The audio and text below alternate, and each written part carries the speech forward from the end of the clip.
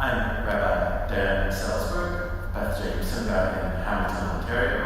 This is Mitzvah 2 for Yom Kippur 5773, 2012. I like to take the pulse of our culture through advertisements.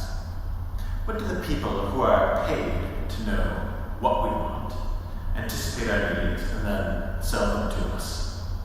What do they think is going on? So, through the noise of tough men roughly loading pickup trucks, smiling moms making dinner in kitchens cleaner than a hospital OR, and beautiful models happily drinking low-quality light beers, one ad keeps hitting me. It's from the Rogers Corporation.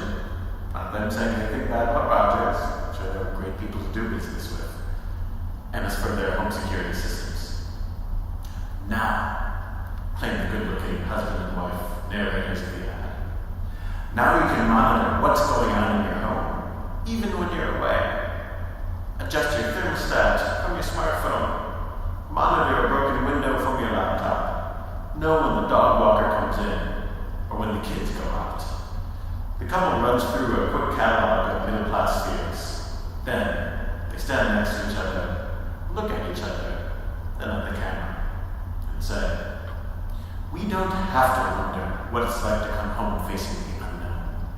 We know what it's like to have total peace of mind." To which I can't help but shout, "Sold!"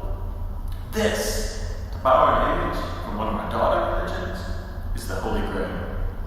Total peace of mind. Those other ads are selling small war items like a clean home, a dependable vehicle, a good time with a light beer. Sure, people want that sort of thing. At least some people do. But total peace of mind has an almost mystical flavor. It's a state of being that's unattainable to humanity since the exile from Eden. Tirelessly sought after by history's greatest minds and since the dawn of time. Available now when you call Rogers Security. So maybe both Rogers and I might be overstating the case of what their system can accomplish, but maybe not by so much. A central question in our lives is, how will we deal with the constant onslaught of worries, of terrors, of fears? From the womb till the moment of death, we live with anxiety over what we should do and how we should do it. These have always followed us, but we live in an age when the laudable attempt of questioning old orthodoxies has led to a radically different, more open, more egalitarian society, which eases some old fears and creates new ones. Some old fears remain, some have been repackaged as modern neuroses, and we're reminded again, as Kohelet says, Ein kol chadash tachei hashamash. There's nothing new under the sun. The smartphone goes new, but the desire for total peace of mind, that sense of security, that's primal. The pursuit of security is endless. That's a reason my Torah begins by telling us about the pinnacle of security. In Eden, man and woman, Adam and Chava, Eve, had all of their needs met. There is no physical danger. There is no hunger. There is no fear. There is no separation between desire and its fulfillment.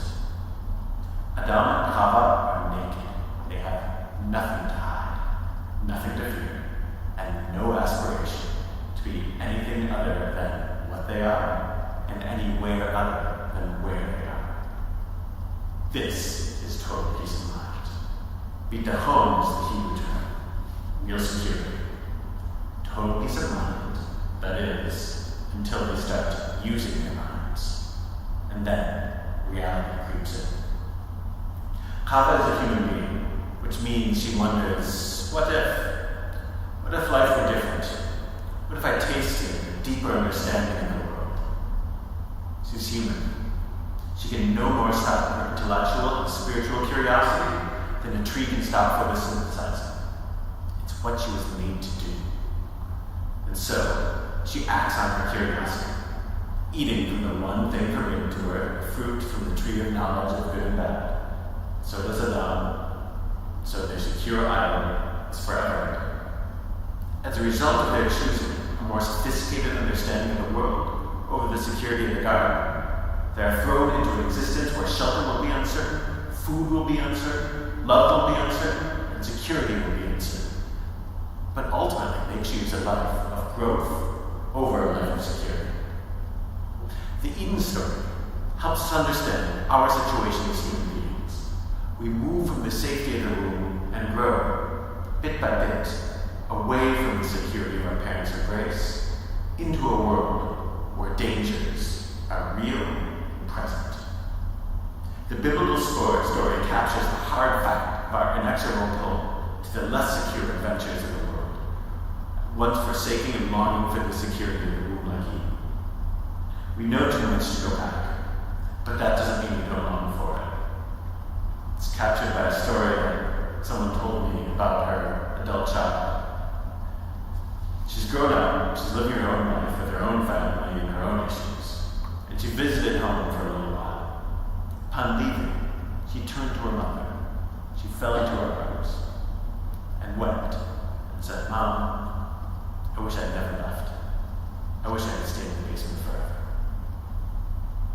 Our decisions, good and bad, our second-guessing ourselves, our inability to know if yesterday was good enough, our inability to know what tomorrow might bring can overwhelm us in the present. The basement beckons only because of our natural insecurities. Life in Eden is deeply tempting, but ultimately impossible to return to.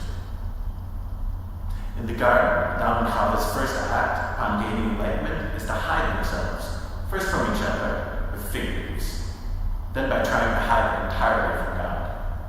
Each act we should recognize. We too are insecure about how we look, so we cover up. We're insecure about the worth of our deeds, so we try to hide from judgment. But the biblical protagonists cannot hide from God, of course.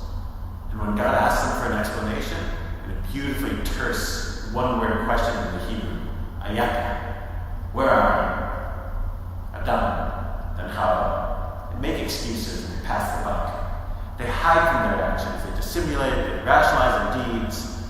If you don't see your reflection in Adam and Chava on Yom Kippur, you're not trying hard enough. One might ask then, what hope is there in this paradigm?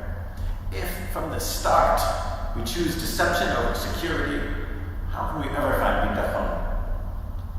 The Eden story is not just one of sin and punishment, but one of increasing understanding and dignity. In classical Christian sources, the story of the Garden of Eden is famously thought of as the fall of man, leading to original sin. Not only is that not the predominant view in Jewish thought, we can look at the story the opposite way, as the rise of humanity, not its fall. God in the Torah sees the enlightened Adam and Chava as becoming God-like.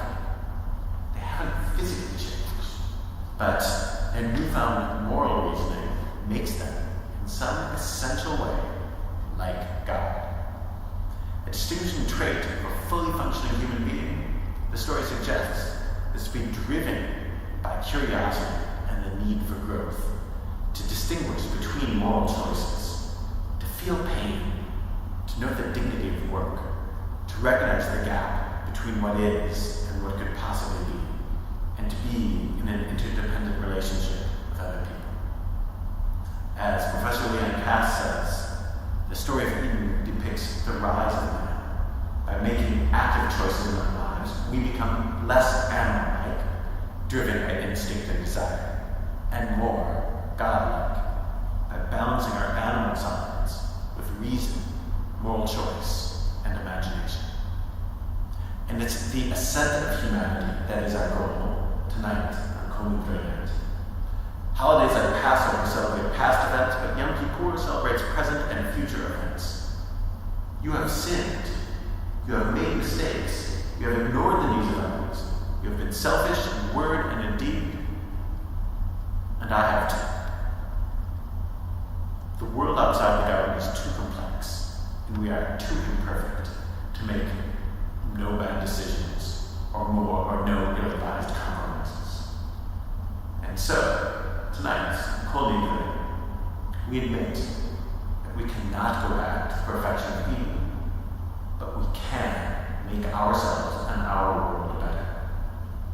So it's okay that you're not perfect, but it's not okay to deny it, and it's not okay not to try to improve.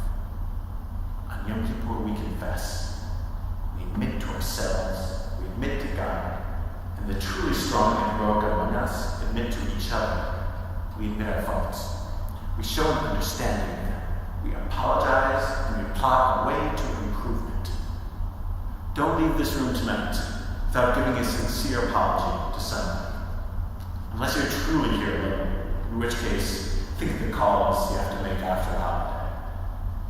We've got a ways to go yet before the end of the service, so you've got time to think. When you have not, think, when have you not lent a hand when you could have? When did you offer a distancing joke when you could have offered understanding? When did you look the other way?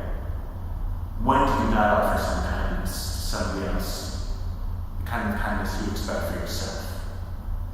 When did you take the easy way out? Admit it. We're not in Eden anymore.